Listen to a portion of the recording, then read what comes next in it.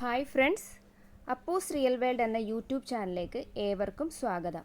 നമുക്കുറങ്ങാൻ നല്ലൊരു ബെഡ് വേണം അല്ലേ?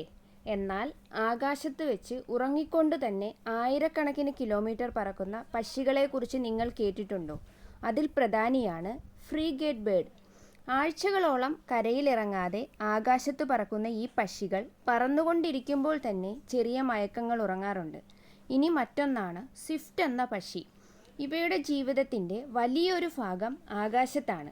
പറക്കുന്നതിനിടയിലാണ് ഇവ ഇര പിടിക്കുന്നതും എന്തിന് ഉറങ്ങുന്നത് പോലും.